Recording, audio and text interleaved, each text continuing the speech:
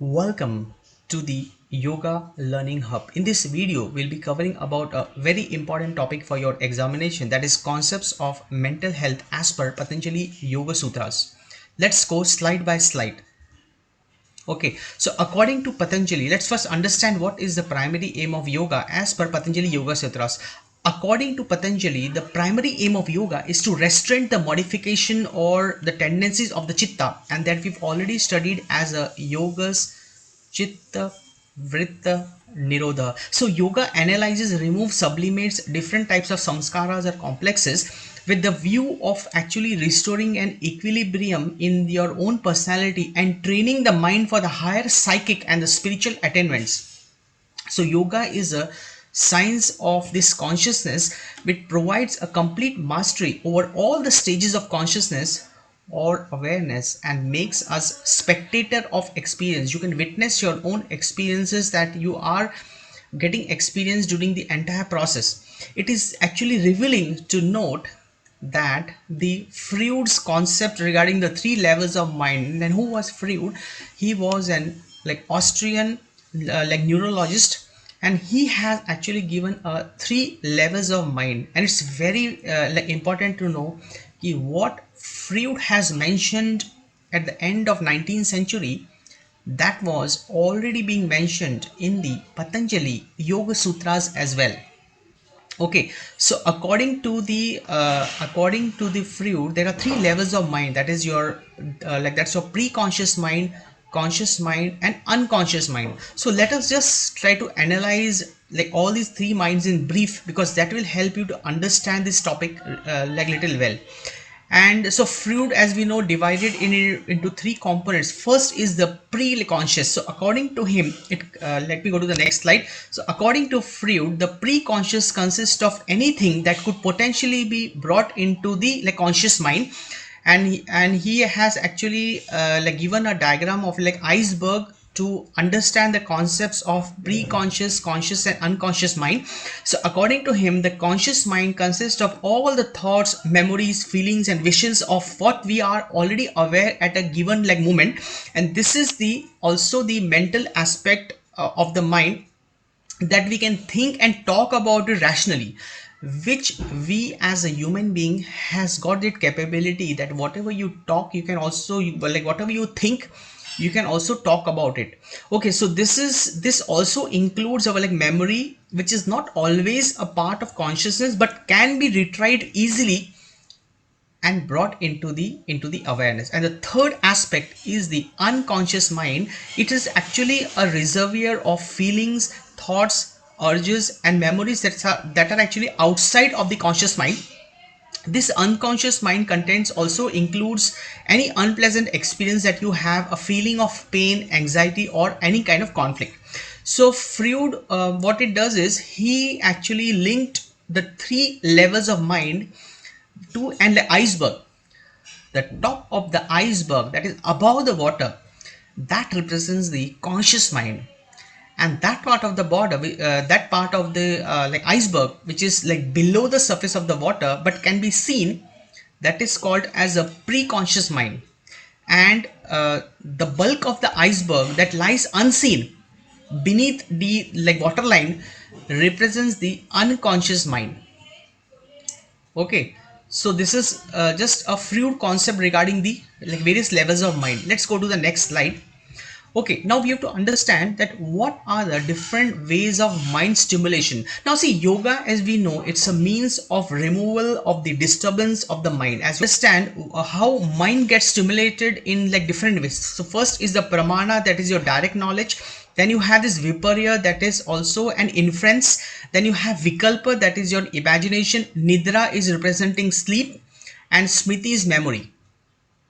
Okay, and let's also talk about the concept of super conscious mind. See, yoga has developed methods of experiencing the different levels of consciousness and encompasses the concept of super conscious mind. So consciousness may function without the help or medium of the sense organ beyond sense consciousness, which we experience on everyday basis. For example, one can see without eyes, think without brain, hear without ears, and feel without any kind of sensory medium. This is only possible when one actually succeeds in the various yoga practices, and he is able to break the barrier between the different levels of this consciousness, the small area of the conscious mind which is actually expanded, because the small area of the conscious mind is based on those sensory perceptions that we get from the outside world. That area is getting expanded more and more, and then it merges into a state called as a super conscious mind. This state of mind is also called as a cosmic consciousness or a transcendental awareness. Also, in yoga, like definition, we say yoga is also a way to like merge the individual consciousness with the universal consciousness, that is also called as a cosmic consciousness or a transcendental awareness. So the ultimate aim of yoga is for the expansion of this particular like consciousness. Okay, let's talk about what is the yogic concept of health. See, yoga first and foremost, we have to understand that yoga is a moksha shastra philosophy. It is meant to facilitate an individual towards a final freedom, that is your liberation, or also called as the kaivalya. So one who experiences his oneness is said to be in yoga, and the person who experiences it is termed as like yogi, and having attained a state of freedom referred to as a mukti, nirvana, or moksha. So thus the aim of yoga is the self-realization to overcome all kinds of sufferings, leading to the states of liberation, moksha, freedom, or kaivalya. So one of the important byproduct of the yoga way of living is attainment of health and well-being. This is brought about by the right use of the like body, emotions, and the mind, and the awareness of the various consciousness as well. This must be understood to be as healthy a dynamic state that may be attained in spite of individuals sabija karma. When we talk about sabija karma, it means individuals genetic dispositions, also the environment in which that person is born. So yoga also helps in maintaining and sustaining this dynamic state of health after it has been attained through disciplined self effort. And we already studied about the 8 limbs of yoga that gives you a practical path to reach to the state of samadhi, that is your final stage. So the structural aspect of the human being, yoga considers that we are not just the physical body, but we are multifold way. We are actually multifold body, or we have a multifold existence. And in order to prove that, there are two important concepts, that is concepts of panchakosh and the concepts of three sharira. As you can see on the screen that we have already studied the different like layers of consciousness, that is your annamay, pranamay, vigyanmay, manomay, and this anandmay. Okay, also there is a three sharira, that is the sthula sharira, sukshma sharira, and karana sharira. So we have to understand this, that sthula sharira representing your physical body, that is your annamay kosha, Sukshma Sharira representing your Pranamay Kosha, Manomay Kosha, and Vigyanmay Kosha, and Karana Sharira representing your Anandmay Kosha. So you should definitely know the relationship between this Panchakosh and the three Sharira.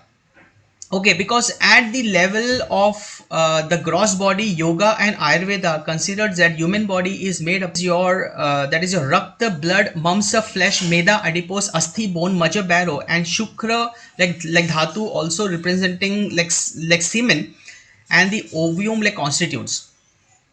Okay, in Ayurveda that there is an special importance given to three doshas, that is vata, pitta, and kapha. Okay, also like according to yoga, health is further understood as an harmony of pranavayus, that is the major energies at of this physiological function, upapranavayus, that is the minor energies of the physiological function, and stability of the nadis, that is the subtle energy channels, with the proper functioning of all the chakras, also called as the major energy centers of the body, that may be correlated to the psycho, neuro, immuno, endocrine axis. Let's understand psycho, neuro, endocrino-immunology. Okay, so it is basically the study of the interactions between the psychological processes and the nervous and the immune system of the human body. Okay, now also let's go to the next slide. That's the qualities of a physical health according to yoga. See, the yogic view of health is exemplified in this Shweshwara like Upanishad, where it is said that the first sign of entering into the yoga are this lightness of the body, health, thirstlessness of the mind, and clearness of this complexion, and a beautiful voice and agreeable odor. Okay, and see, Patanjali also explains about the distractions of the mind and the development of the disease and the vyadi. Is that because there are too many interactions happening in the outside world, there is an like imbalance in the flow of this various like pranic energy, and if the flow is not there in all the organs of the body, it is being actually settled down in a certain organ. So if it actually settle down, for example, in pancreas, it may lead to diabetes. It may actually settle down that particular imbalance. If it's actually settled down in the thyroid gland, it may like result in some disease of the thyroid. Okay, so that is the whole thing about like mentioned about this health. Okay, now this we have done. Now let's go to what are the 9 obstacles in the path of yoga, also called as is antarayas. So according to Patanjali, it's actually the disease, mental laziness, doubt, lack of enthusiasm, lethargy, craving for sense pleasures, false perception, despair caused by failure to concentrate, unsteadiness in concentration. So these are the 9 antarayas. Now if you want to know like in depth about these antarayas, you can just refer to this video, so that you will get a proper understanding about this antarayas in depth, because this particular video is towards the concept of health, like mental health as per the Patanjali Yoga Sutras. But like you can surely refer to that, because that will actually deepen your understanding, and that is also there in your entire syllabus.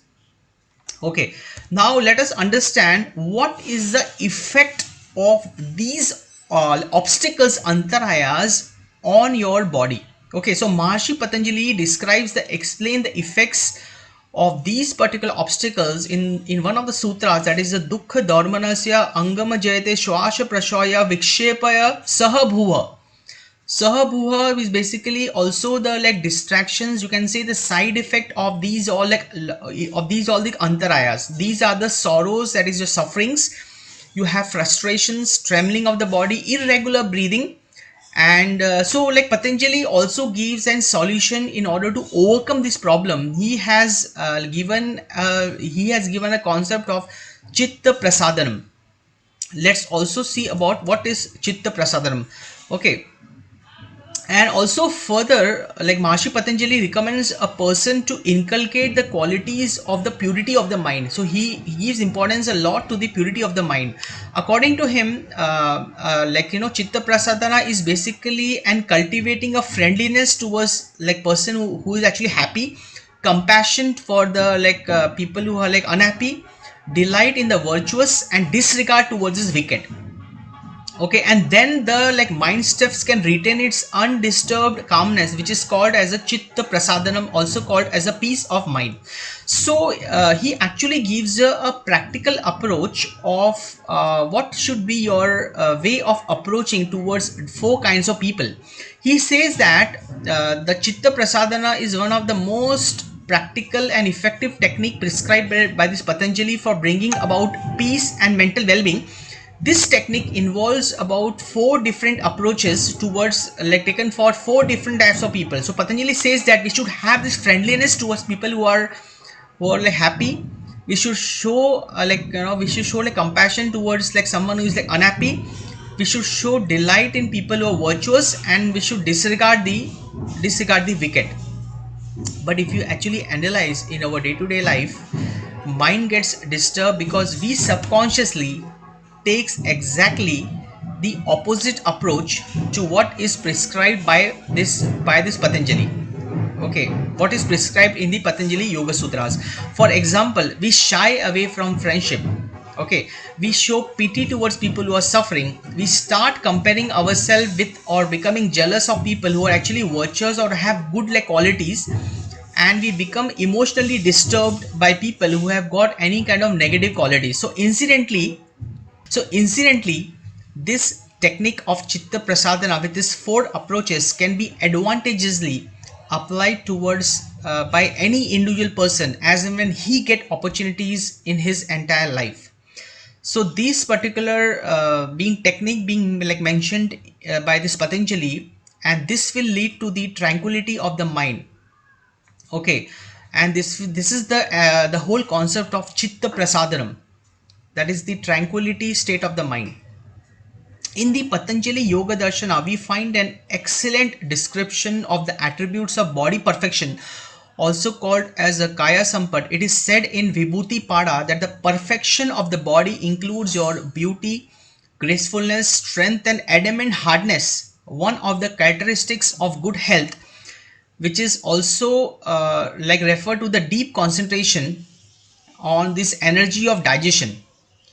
Also mentioned when it is said that deep concentration of samyama, that is energy of digestion, leads to the radiance, leads to the radiant influence, leads to the radiant affluence. Okay,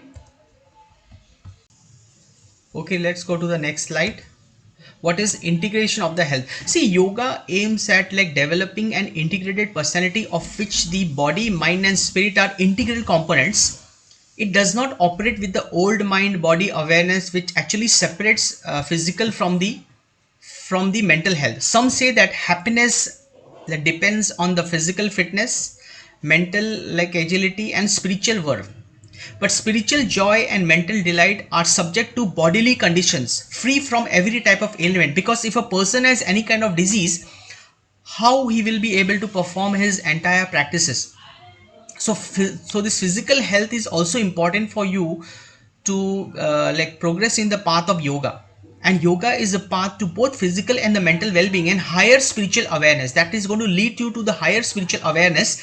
Thus it actually presents a wider spectrum that modern viewpoint of psychosomatics, which accounts for bodily ailments only on a functional basis. Okay, so the real objective of yoga is to attain peace and tranquility within. Okay, those who sincerely practice yoga are not only free from stress and anxiety, rather they remain undisturbed like the ocean. So yoga therefore is not only a science of mental disease, but a complete science of mental health as well. It is both preventive and curative of the mental disorders, and at the same time capable of producing the mental peace and cosmic consciousness, that is your merging of the individual consciousness with the universal consciousness. As such, it is both a positive and like normative science. Okay, now what are the different methods given in the Patanjali Yoga Sutras to maintain the proper health? So in the Patanjali Yoga Sutra, that is a reference of 8 limbs of yoga. The body mind interactional approach is strictly observed in the different practices of yoga. Patanjali's steps of Raj Yoga bears testimony to this. Of the 8 steps, the first 4, that is a yama, niyama, asana, pranayama, are exoteric and are considered to be the psychophysiological preparations for the actual yoga practices. The practices of yoga begins with the 5th step, that is your like pratyahara, withdrawal of senses, withdrawal and control of senses. And pratyahara along with the next 3 steps of this Raj Yoga, that is your dharana, dhyana, and samadhi. Dharana is the concentration on one object, or dhyana is meditation, and samadhi is like sublime equanimity, is esoteric and primarily psychological and psychic. Thus, if you see in the 8 steps of Rajyo, the practices at the physical level and the psychological level are like counterbalanced. They present a balanced. They actually present a balanced combination of physiological yoga of vitality with this psychical effect of yoga through the practice of this meditation. So in fact, you should know that no asana, however elementary or difficult it may be, is purely a physical exercise. It is done with full awareness, generally with closed eyes and in a proper rhythm. with the breath, resulting into the cohesive integrated functioning between the body, mind, and this like prana. So what yoga actually believes in, the central theme of yoga is basically a golden mean, finding the middle path, a constant search for moderation and this harmonious homeostatic balance. So yoga is a unitive impulse of life which always to seeks to actually unite. So yoga is a like unitive impulse of life which always seeks to unite like diverse stream into the single power force. Proper practices of yoga produces an inner balance of mind and that remains stable. So the mind is not disturbed with the lot of things surrounding like happening in the outside world. Okay, this ancient science also shows his clear path to the eyes of the storm. So all the practical tips are like laid down. If anyone just follows the entire 8 limbs of yoga, he will be able to achieve like not only physical health but also he can like maintain an optimum mental health as well. In addition to its preventive and the restorative capabilities of yoga, yoga also aims at promoting positive health that will help us to tide over health challenges that occurs during our like lifetime. Just as we save money in a bank to tide over financial crisis, so also we can build up our like positive health balance to help us manage unforeseen health challenges with faster recovery. And also yoga will help in the like rehabilitation as well. So this concept of positive health is one of like yoga's unique contribution to the modern healthcare, where yoga is considered both as a like preventive and this promotive role in the healthcare, and so many people can get tremendous benefit out of the same. And yoga is also an inexpensive and can used in tandem with the other systems of medicine in an integrated manner to like benefit the patients. So this is all about the concepts of health as per Patanjali Yoga Sutras. This is going to be a very important topic for your examination, and lot of examples you can actually pick up and try to incorporate all these examples as and when you get opportunities to teach or to take classes, whether on this platform or anywhere outside. Because if you can teach people the concept of mental health as per Patanjali Yoga Sutras, you will be able to send across your ideas, your concepts, how yoga can help people to be healthy, not only at physical level, not only at the like pranic level, even at mental level, even at intellectual level, even at spiritual level. So I want you to really analyze the whole video once again. If you have any doubts, and just write below the comments what are your top 5 takeaways. In case if you have any doubts, you can just listen to the video again. If you have any doubts, you can of course ask in the comments. So I am looking forward to you in the next video. Thank you.